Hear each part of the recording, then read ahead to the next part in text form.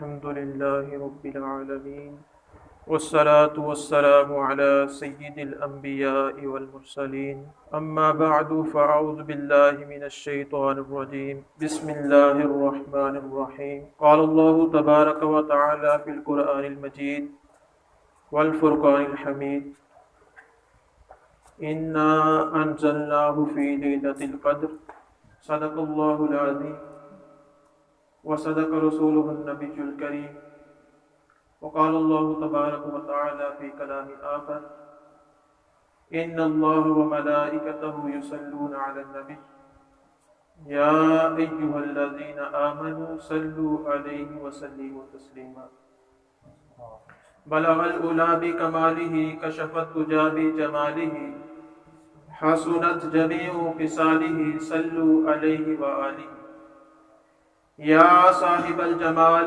یا سید البشر من وجهك المنیر لقد نور القمر لا يمكن الثناء كما كان حقه بعد از خدا بزرگ کوئی قصہ مختصر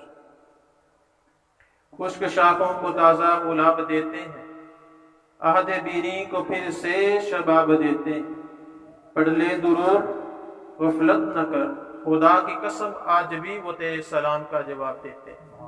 تو تمام احباب مل کر محبت ذوق اور شوق کے ساتھ پیارے آقا کریم علیہ الصلوۃ والسلام کی بارگاہ میں درود و سلام کا نذرانہ پیش کریں۔ الصلاۃ والسلام علیک یا سیدی یا رسول اللہ وعلی آلک واصحابک یا سیدی یا حبیب اللہ۔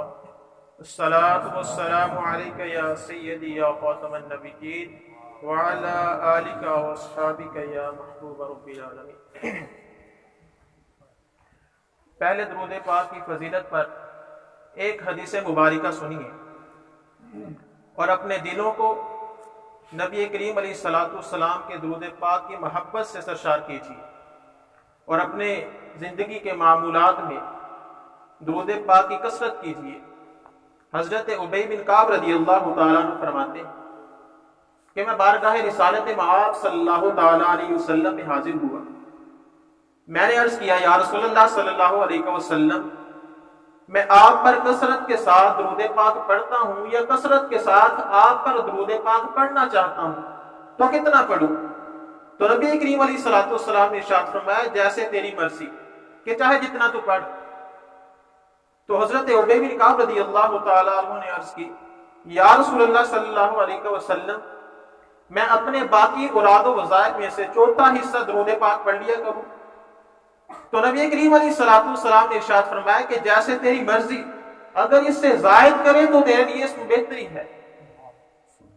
تو عرض کی یا رسول اللہ صلی اللہ علیہ وسلم اگر زیادتی میں بہتری ہے تو میں نصف درود پاک پڑھ لیا کروں۔ تو آقا کریم علیہ الصلوۃ والسلام نے ارشاد فرمایا جیسے تیری مرضی، اگر اس سے بھی زائد کرے تو تیرے لیے اس میں بہتری ہے۔ تو عرض کی یا رسول اللہ صلی اللہ علیہ وسلم اگر زیادتی میں بہتری ہے تو میں 2/3 درود پاک پڑھ لیا کروں۔ تو نبی کریم علیہ الصلوۃ والسلام نے ارشاد فرمایا جیسے تیری مرضی، اگر اس سے بھی زائد کرے تو تیرے لیے بہتری ہے۔ تو عرض کری یا رسول اللہ میں آپ پر صرف درود پاک ہی نہ پڑھ لیا کروں؟ تو آقا کریم علیہ الصلوۃ والسلام نے ارشاد فرمایا اگر تو ایسا کرے تو تیرے سارے کام سنور جائیں گے، تیرے سارے گناہ بخش دیے جائیں گے۔ تو آپ اس حدیث مبارکہ سے اندازہ لگائیے کہ درود پاک کی کتنی فضیلت ہے اور اللہ اور رسول صلی اللہ تعالیٰ علیہ وسلم کی بارگاہ میں اس کی کتنی اہمیت ہے۔ تو شاعر کیا خوب کہتا ہے ذرہ ذرہ درود پڑھتا ہے، قطرہ قطرہ درود پڑھتا ہے، میرے آقا کی ذات پر تو سائن میرا اللہ درود پڑھتا ہے۔ تو میں نے آپ کے سامنے جو آیت مبارکہ تلاوت کی تھی، اس میں اللہ رب العزت ارشاد فرماتا ہے کہ ہم نے اس قرآن کو لیلۃ القدر کی رات میں اتارا اور تم کیا جانو کہ لیلۃ القدر کیا ہے؟ پھر اللہ تعالیٰ نے آگے خود ہی اس کا جواب ارشاد فرمایا لیلۃ القدر 1000 ماہ سے بھی بہتر ہے، 1000 ماہ سے بھی لیلۃ القدر کی رات یہ بہتر ہے۔ تفسیر عزیزی میں ہے کہ جب نبی کریم علیہ الصلوۃ والسلام نے سابقہ انبیاء کرام علیہ الصلوۃ والسلام کی امتوں کی طویل عمروں اور اپنی امت کی قلیل عمروں کو ملاحظہ فرمایا تو آپ علیہ السلام غمزدہ ہو گئے، آپ رنجیدہ ہو گئے کہ میری امت اگر خوب عبادت بھی کرے تو ان کے برابر نہیں ہو سکتی، کیونکہ ان کی عمریں اتنی لمبی تھیں۔ تو آپ اسی کشمکش میں تھے کہ اللہ عز و جل نے آپ کو لیلۃ القدر عطا فرما دی۔ سورۃ القدر کا شان نزول بیان کرتے ہوئے بعض مفسرین نے اس کی حقائق ایک ذکر کی ہے کہ سابقہ امتوں میں حضرت شمعون رحمت اللہ علیہ، آپ نے 30 ماہ اس طرح اللہ رب العزت کی عبادت کی کہ ساری رات قیام کرتے اور دن میں روزہ رکھنے کے ساتھ ساتھ کفار کے ساتھ جہاد بھی کرتے، کہ اس طرح آپ اللہ تعالیٰ کی عبادت کرتے تھے کہ رات کو قیام کرتے اور 30 ماہ دن میں روزہ رکھتے، ساتھ کافروں کے ساتھ جہاد بھی کرتے۔ اور اللہ تعالیٰ نے آپ کو اتنی قوت عطا کی تھی کہ آپ اپنے ہاتھوں سے لوہے کی مضبوط زنجیروں کو توڑ دیتے تھے۔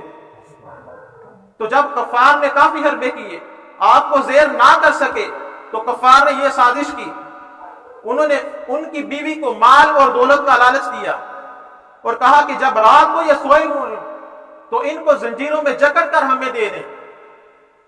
تو وہ جو عورت تھی، بے وفا عورت نکلی، دنیا کے لالچ میں آ گئی۔ تو ایک رات جب آپ سوئے ہوئے تھے تو اس نے رسیوں میں آپ کو جکڑ دیا۔ جب آپ بیدار ہوئے تو آپ نے اپنے آپ کو رسیوں میں جکڑا ہوا پایا، تو آپ نے اپنے اعضاء کو حرکت دی تو تمام رسیاں ٹوٹ گئی، آپ آزاد ہو گئے۔ تو آپ نے اپنی بیوی سے پوچھا کہ مجھے کس نے باندھا تھا؟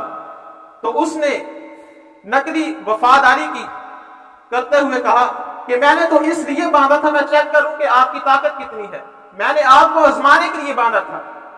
بات رفع دفع ہوئی، لیکن وہ مکار عورت پھر بھی باز نہ آئی۔ پھر اس کو موقع ملا تو اس نے لوہے کی زنجیروں میں آپ کو جکڑ دیا۔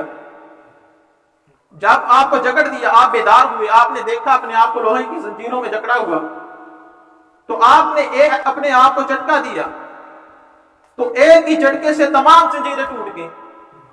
جب اس عورت نے یہ دیکھا تو وہ سٹپٹا گئی اور حیران ہو گئی کہ اس میں طاقت کتنی ہے۔ تو آپ نے پھر اس اپنی بیوی سے پوچھا کہ مجھے کس نے باندھا تھا؟ تو اس نے پھر یہی بہانہ کیا کہ میں آپ کی طاقت کو دیکھنا چاہتی تھی۔ تو آپ رحمت اللہ علیہ نے باتوں باتوں میں اپنا راز اس کے سامنے کھول دیا، فرمایا کہ اللہ عز و جل نے مجھے اس قدر طاقت عطا کی ہے کہ اللہ تعالیٰ نے مجھ پر اس قدر کرم فرمایا ہے کہ دنیا کی کوئی چیز مجھ پر اثر نہیں کرتی سوائے میرے بالوں کے۔ تو جب آپ نے اپنا راز اس کے سامنے کھول دیا تو عورت تو بڑی مکار تھی، پہلے ہی لالچی تھی۔ جب اس کو پتا چلا کہ آپ کے بال اس پر اثر کر سکتے ہیں، اس کی زنجیریں یہ توڑ نہیں سکتے، تو اس نے آپ کے 8 گیسو بال لیے اور ایک مرتبہ جب آپ سوئے ہوئے تھے تو آپ کو آپ کے بالوں کے ساتھ باندھ دیا۔ تو جب آپ بیدار ہوئے، اپنے آپ کو آزاد کروانے کی کوشش کی لیکن نہ کروا سکے، کیونکہ آپ نے راز اپنا کھول دیا تھا، تو اس نے آپ کے بالوں کے ساتھ ہی آپ کو باندھ دیا۔ تو اپنے آپ کو جب آزاد نہ کروا سکے تو اس بیوی نے کافروں کے حوالے کر دیا۔ تو کافروں نے آپ کو ایک ستون کے ساتھ باندھ دیا، بڑی ہی بے دردی اور صفاقی کے ساتھ آپ کے ناک کان کاٹ دیے اور آپ کی آنکھیں نکال دی۔ جب اللہ عز و جل نے اپنے ولی کی بے کسی کو دیکھا تو اللہ عز و جل کو غضب آیا، تو اللہ قہر قہار نے ان ظالموں کو زمین کے اندر دنسا دیا اور اس بیوی پر ایسی بجلی پڑی کہ وہ خاک ہو گئی۔ تو جب صحابہ کرام علیہ رضوان کے سامنے حضرت شمعون رحمت اللہ علیہ کی عبادت کا تذکرہ کیا گیا، آپ کی رات کے قیام، دن کے روزے، کفار کے ساتھ جہاد اور آپ کی ریاضت جو آپ کو تکالیف دی گئی، ان سب کا ذکر کیا گیا، تو صحابہ کرام کو بڑا رشک آیا اور حضور کی بارگاہ میں حاضر ہو کر عرض کی، یا رسول اللہ صلی اللہ علیہ وسلم، کہ ہم جتنی بھی عبادت کر لیں ہم تو ان کے برابر نہیں ہو سکتے، ہماری عمریں قلیل ہیں، ہماری تو عمر تھوڑی سی عمر ہے، ان میں سے بھی کچھ سونے میں، کچھ کھانے میں، کچھ گھریلو کام کاج میں، کچھ دیگر مصروفیات میں گزر جاتی ہیں، تو ہم جتنی بھی عبادت کر رہے ہیں ہم ان کے برابر نہیں پہنچ سکتے۔ جب غم خوار نبی صلی اللہ تعالی علیہ وسلم نے یہ بات سنی تو آپ بھی غمزدہ ہو گئے، آپ بھی غمزدہ ہو گئے، سرکار علیہ الصلوۃ والسلام رنجیدہ ہو گئے۔ تو اتنے میں جبریل امین حاضر خدمت ہوئے اور عرض کرتے ہیں اللہ تعالیٰ کی جانب سے سورۃ قدر پیش کرتے ہیں اور آپ کو تسلی دیتے ہیں، اور تسلی دے کر کہتے ہیں اے حبیب پیارے آپ غم نہ کریں، اللہ عز و جل نے آپ کی امت کو ہر سال ایک رات عطا فرمائی ہے کہ جس میں اگر رات کو وہ قیام کرے تو وہ حضرت شمور رحمت اللہ علیہ کی جو 30 ماہ کی عبادت ہے اس سے بھی زیادہ فضیلت پا لیں کہ اس رات کی اللہ تعالیٰ نے اتنی فضیلت عطا فرمائی ہے کہ اللہ تعالیٰ نے نبی کریم علیہ الصلوۃ والسلام کے وسیلہ سے ہمیں لیلۃ القدر عطا فرمائی کہ اگر ہم لیلۃ القدر میں قیام کریں، لیلۃ القدر میں عبادت کریں تو جو 30 ماہ کی عبادت ہے اللہ تعالیٰ اس سے بھی زیادہ ہمیں ثواب عطا فرمائے گا۔ نعرہ تکبیر، نعرہ رسالت، یا رسول اللہ، لبیک لبیک لبیک یا رسول اللہ، لبیک لبیک لبیک یا رسول اللہ۔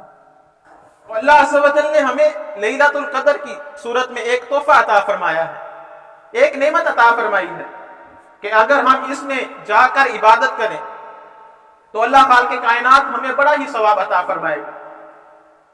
اور لیلۃ القدر کی رات کون سی ہے؟ ویسے اکثر علماء فرماتے ہیں کہ یہ 27ویں رات ہوتی ہے، لیکن یہ کنفرم نہیں ہے، کوئی اتھینٹک بات نہیں ہے کہ 27ویں ہوگی، کیونکہ حضرت عبادہ بن صامت رضی اللہ تعالیٰ عنہ فرماتے ہیں کہ میں نے بارگاہ رسالت صلی اللہ تعالیٰ علیہ وسلم میں عرض کی یا رسول اللہ شب قدر کے بارے میں پوچھا تو نبی کریم علیہ الصلوۃ والسلام نے فرمایا یہ رمضان المبارک کے آخری عشرے کی طاق راتوں میں تلاش کرو، کہ رمضان المبارک کے آخری عشرے کی طاق راتوں میں کوئی بھی لیلۃ القدر ہو سکتی ہے، چاہے 21ویں ہو جائے، 23ویں، 25ویں، 27ویں، 29ویں، ان میں سے کوئی بھی لیلۃ القدر ہو سکتی ہے۔ تو اس وجہ سے اگر ہم نے لیلۃ القدر کو تلاش کرنا ہے تو صرف 27ویں رات کو جا کر عبادت نہیں کرنی، بلکہ ان تمام طاق راتوں میں اگر ہم عبادت کریں گے تو جو بھی لیلۃ القدر کی رات ہوگی ہم اس کی فضیلت کو پا لیں گے۔ حضرت انس بن مالک رضی اللہ تعالیٰ عنہ فرماتے ہیں کہ ایک مرتبہ جب رمضان المبارک آیا تو نبی کریم علیہ الصلوۃ والسلام نے فرمایا کہ تمہارے پاس ایک ایسا مہینہ آیا ہے کہ اس میں ایک ایسی رات ہے کہ جو 30 ماہ سے بھی افضل ہے، اور جو اس رات سے محروم رہ گیا وہ تمام بلائی سے محروم رہ گیا، کہ جو اس رات کی بلائی سے محروم رہ گیا وہ تمام بلائیوں سے محروم رہ گیا، اور اس رات کی بلائی سے محروم نہیں رہتا لیکن وہ جو حقیقی محروم ہو۔ تو اس لیے اس رات کو خوب خوب عبادت کر کے جا کر گزاریے۔ اور میرے نبی کریم علیہ الصلوۃ والسلام نے ارشاد فرمایا کہ 4 شخص ایسے ہیں کہ جن کی اس رات میں بھی بخشش نہیں ہوتی۔ تو صحابہ کرام رضوان اللہ تعالی اجمعین نے عرض کی یا رسول اللہ صلی اللہ علیہ وسلم وہ کون سے 4 شخص ہیں؟ تو آپ نے فرمایا ایک شراب کا عادی کہ اس رات وہ عبادت بھی کرے تو اس کی قبول نہیں، اور دوسرا فرمایا والدین کا نافرمان، اور فرمایا کہ تیسرا وہ شخص جو قطع رحمی کرے یعنی اپنے رشتہ داروں کے ساتھ تعلق توڑے، اور چوتھا فرمایا کہ جو اپنے بغض اور کینہ کی وجہ سے لوگوں کے ساتھ تعلق توڑے، لوگوں کو تکلیف دے، لوگوں کے ساتھ تعلق توڑے، تو ایسے 4 اشخاص کی اس رات بھی بخشش نہیں ہوتی۔ تو ہمیں لوگوں کو تکلیف نہیں دینی چاہیے بلکہ ہر ایک کے ساتھ میں بلائی کے ساتھ پیش آنا چاہیے۔ میرے نبی کریم علیہ الصلوۃ والسلام نے ارشاد فرمایا کہ میں نے جنت میں ایک ایسے شخص کو دیکھا کہ جنت میں جدھر چاہتا ادھر چلا جاتا۔ جانتے ہو کیوں؟ تو صحابہ نے عرض کی یا رسول اللہ کیوں؟ تو آپ نے فرمایا وہ جنت میں اس لیے ادھر ادھر جدھر چاہتا تھا چلا جاتا تھا کہ اس نے اس دنیا میں صرف اس وجہ سے راستہ سے ایک درخت کاٹ دیا تھا کہ مسلمان کو تکلیف نہ پہنچے، تو مسلمانوں سے تکلیف دور کرنے کے لیے اس نے درخت کو کاٹ دیا تھا، اللہ عز و جل نے اسے جنت عطا فرما دی۔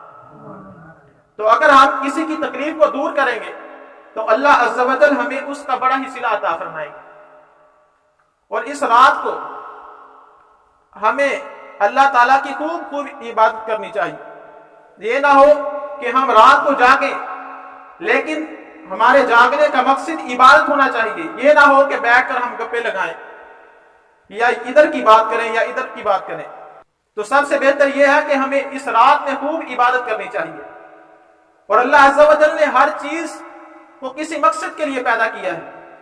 ہم دنیا میں بھی دیکھتے ہیں کہ جو بھی چیز ہے اس کا ایک مقصد ہوتا ہے. یہ پنکھا ہے، اس کا مقصد کیا ہے؟ ہوا دینا. اگر یہ پنکھا ہوا نہ دے تو اس کا کوئی فائدہ نہیں، تو اس کو کوئی بھی اپنے گھر کی چھت پہ نہیں لگائے گا. اور اسی طرح لائٹ ہے، اس کا مقصد کیا ہے؟ روشنی حاصل کرنا. اگر یہ لائٹ خراب ہو جائے، روشنی نہ دے تو اسے کوئی نہیں لگاتا. گھڑی کا مقصد ہے ٹائم دینا، اگر ہمیں گھڑی ٹائم نہ دے تو اس کو کوئی نہیں لگاتا. تو انسان ادھر جو بھی چیز ہم نے بنائی ہے تو اس کا کوئی نہ کوئی مقصد ہے. تو اللہ عز و جل نے انسان کو بنایا ہے تو اس کا کوئی مقصد نہیں. کیا اللہ تعالیٰ نے اس کو بے فائدہ بنایا ہے؟ تو اس کا بھی ایک مقصد ہے. اللہ عز و جل فرماتا ہے وَمَا خَلَقْتُ الْجِنَّ وَالْإِنسَ إِلَّا لِيَعْبُدُونِ. اس کا مقصد کیا ہے؟ کہ اللہ تعالیٰ نے جنوں اور انسانوں کو اپنی عبادت کے لیے پیدا کیا ہے. تو ہمیں اللہ عز و جل نے جس مقصد کے لیے پیدا کیا ہے اس مقصد کو سمجھتے ہوئے ہمیں اپنی زندگی شریعت کے مطابق اللہ اور رسول کے بتلائے ہوئے طریقوں کے مطابق گزارنے کی عطا فرمائے. ہم نے جو سحریاں افطاریاں کی، اللہ عز و جل ہمارے روزے قبول فرمائے اور ہمیں تاک رات لیلۃ القدر کی تلاش کی توفیق عطا فرمائے اور اس کی فضیلت سے ہمیں بہرہ بر ہونے کی توفیق عطا فرمائے.